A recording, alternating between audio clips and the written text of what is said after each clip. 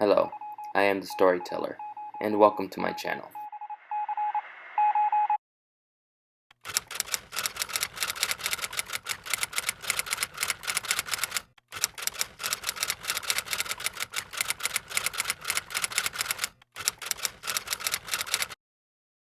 The station.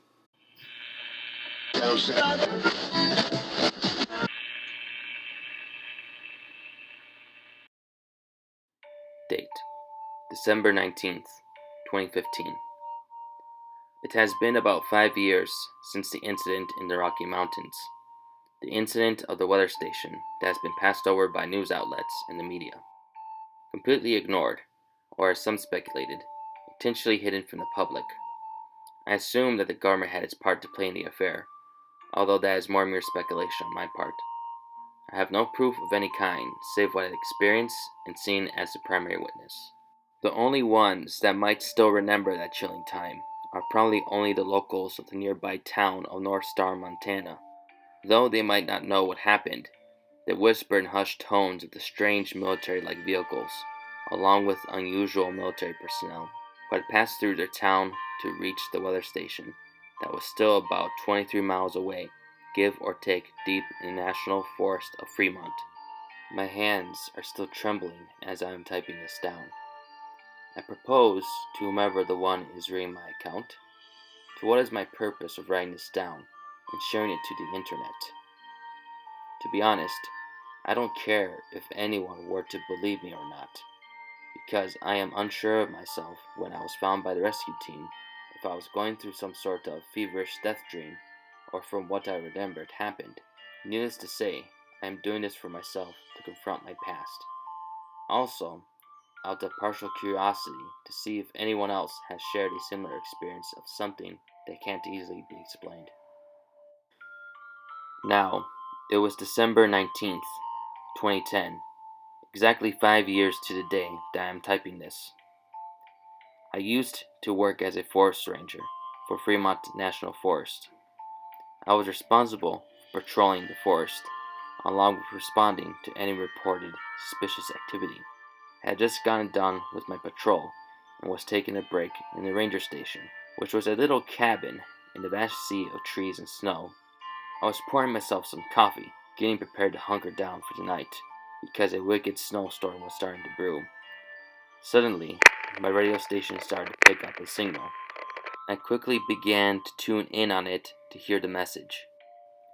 "Hello?" The voice crackled on the other end. "Is this the ranger station?" "Yes, this is Ranger James Ackert. Who am I speaking to?" I answered. "Yeah, this is John Rockwell from the weather station. I am calling in because I'm getting concerned for one of my coworkers." "What seems to be the problem?" "Yeah, as you probably heard, a snowstorm is starting to roll in, and Amy Daniels hasn't shown up yet. I even tried calling her, but she hasn't picked up the phone, so I'm worried if something has happened to her." "Okay, I'll go check for her." "Thank you, sir. She usually takes the Old Pine Road to get up here. She drives a red Jeep." "Alright, I'll keep you up to date about anything. Stay on Channel 4. I finished saying as I got up from my swivel chair and gathered my gear. I exited the cabin and made my way to my truck quickly because the bitter cold air was gnawing at my body. I got in hastily, shutting the truck door, then proceeded straight away to turn on the heater. Fortunately, the engine was still warm, which meant I could leave right away. I couldn't help to stop for a second to see the foreboding dark clouds coming in from the north. The wind was starting to pick up, carrying the snow with it. The scene was quite ominous, which sent a shiver through my body. "I have to quickly find her," I thought to myself, as I then shifted my truck into gear and drove off. Unfortunately, by the time I had reached the Old Pine Road, the snowstorm struck down with a mighty hammerfall of force. A thick curtain of snow swirled around my truck as the wind bashed unmercifully against it. I was now forced to slow down and turn on my brights. Even with those on, I could barely see in front of me but a few yards at a time. The rest of the landscape around me had now become nothing more than some ghostly mirage. Despite these things, I kept pressing forward in unknown certainty of what might have happened to Miss Daniels. I figured it was now only a matter of time before something horrible could happen to her in this weather. It was then that I could roughly guess about 40 or so minutes into the drive that my lights captured a slight red reflection in the distance, off to the side of the road, in a ditch. It was confirmed to be the red Jeep once it pulled up right behind it. I quickly notified Mr. Rockwell and told him I will call him back after I searched around the area. I clumsily got out of my truck after being blasted with the hollering and whipping wind. I slammed the truck door shut and pulled out my flashlight, flicking it on. I hurried over and down into the ditch, but being careful not to slip. Upon closer inspection, I was shocked to see that the driver's side door was ripped away. Also, the front of the Jeep was completely decimated. What even more alarmed me was a good amount of blood splatter on the windows and some ripped articles of clothing. I quickly drew out my pistol, just in case if I had to fend off a bear. I searched around the Jeep for any bear tracks. However, I only got half impressions of a set of tracks that looked nothing at all like bear paw prints. I had to blink a couple of times to make sure what I was seeing. The track impressions that appeared seemed to resemble something bipedal, like humans' footprints, except these were much larger and appeared to be a bit more rounder, including huge impressions of claws at the end of each toe. That's when I heard it. A piercing howl of unnatural feeling sliced through the air. I admit, at that moment, my body grew stiff, and suddenly any warmth that I had escaped from me. The howl burst forth again, but this time I scrambled out of the ditch and ran to my truck. I got in and began to radio in for backup. Once done, I threw the truck into gear and drove off as fast as I dared to toward the station. Whatever I had just heard, I had a feeling that the other workers in the weather station were going to be in danger. I radioed in Mr. Rockwell to tell him of my findings, although I received no message back, only but hearing static from the other end. It was about a tense 35-minute drive to the weather station. When I pulled into the clearing, I already noticed damage to the front door and windows. The vehicles that were parked were wrecked, and one was even flipped over. I had gotten close, parking the truck with the head of it facing back toward the road, in case I needed to make a fast escape. I got out, drew my pistol, then cautiously made my way toward the broken inward wooden door. The lights were flickering inside in some areas, while in other parts it was dark as I entered. I cleared the room, finding it all a mess. There was broken equipment, trashed office furniture, and paper flung about. I will spare the more gruesome details, but I'll just leave to your imagination what had happened to those poor victims. I finally reached the back of the weather station. That was when I saw it. It was feasting away to its heart's delight on one of the workers. It was hunched over with its back toward me, not giving me any mind.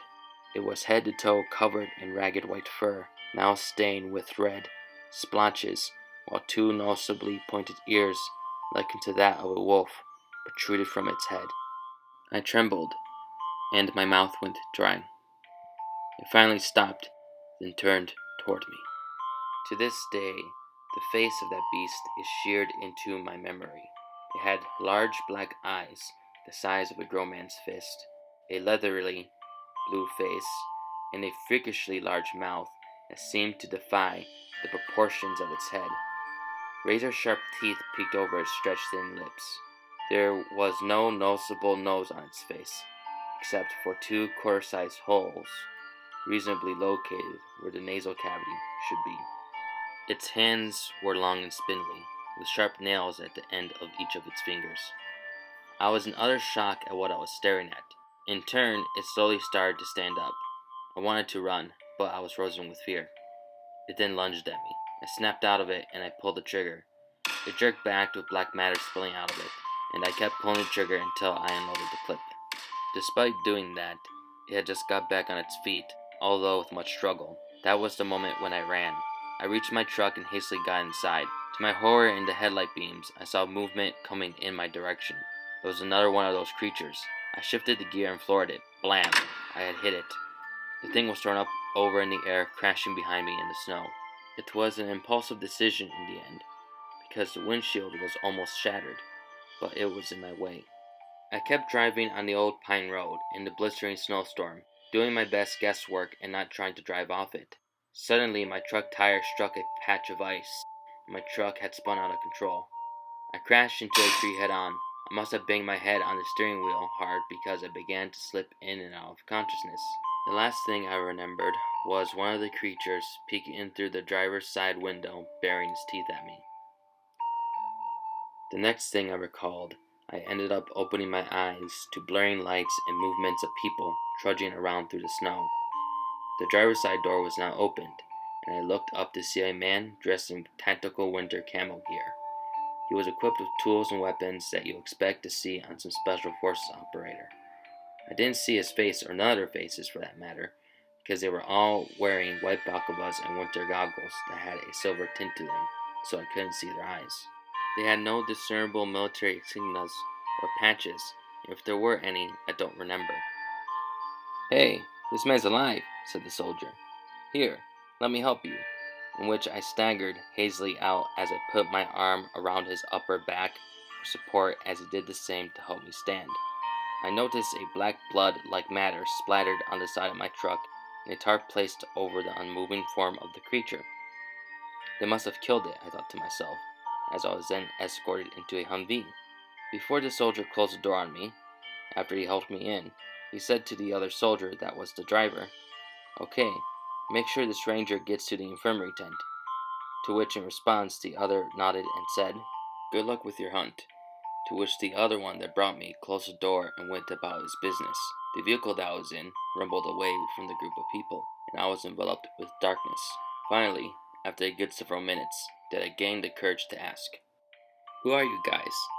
I was not met right away with a response, but I figured he must have been thinking carefully about what words he was going to use. Look, unfortunately, I can't say much, but what I can tell you is that we are the guys that they send to go take care of situations like this. "So, do you work for the government?" I questioned. "I am sorry, sir, but I can't tell you any more than that, nor what we've been sent to hunt down.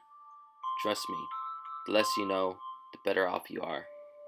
After you recover, you'll be interviewed by two of our agents, and you will have to answer their questions and give a statement. Then after that, you'll be free to go. Just nod your head, go along with it, and you'll be fine." "Well then, I guess. Thank you for saving my neck," I said, to which he nodded in response with an acknowledging grunt. Yeah, I'm just glad that we were able to save somebody for once." Then that was it.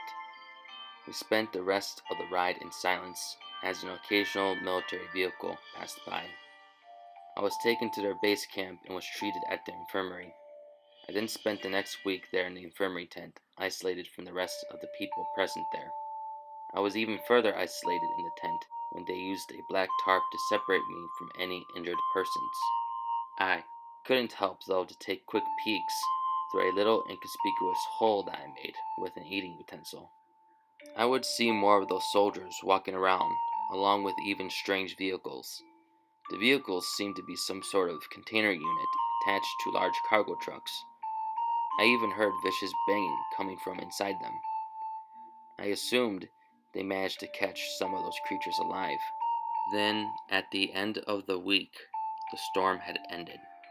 No sooner, a day after that, I was eventually interviewed by two agents dressed up in typical government agent attire.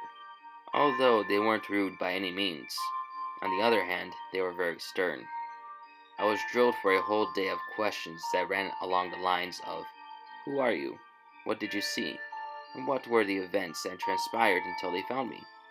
They had kept this up until they were satisfied that I had told them everything, although I was able not to tip them off of the other things I saw from the hole that I had made. However, as I was forced to remember the memories of the event, my mind faced the harsh idea of trying to process it. In doing so, I began to feel my mind ready to break as my emotions of the ordeal began to well up. The feelings of horror and dread were rekindled, and finally, when I finished my story, my mind broke. I couldn't reason at all what I had just experienced, so I was then sent to a mental institution for about a year for my trauma.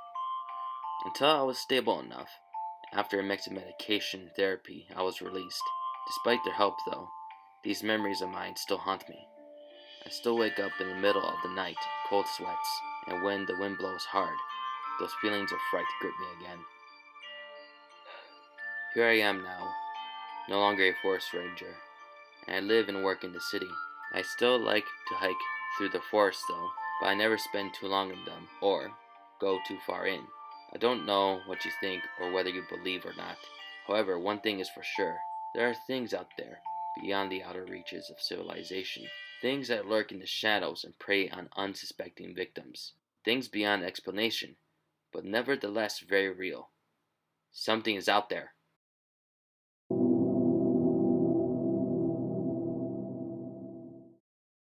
Thank you for watching. This has been The Storyteller. Please like, comment, share, and subscribe. I would like to give a special thanks to the YouTube channel creators named Fantasy and World Music by the Fidgeters for allowing me to use their lovely composed piece, Arctic Breath, for the background music of this narration video. Please check out their channel if you would like, and even subscribe to them too. Link in the description below. Hi there. If you are interested, please check out my Wattpad page. There you will find a written version of my stories in case you prefer to read it rather than hear it. Please leave comments there too.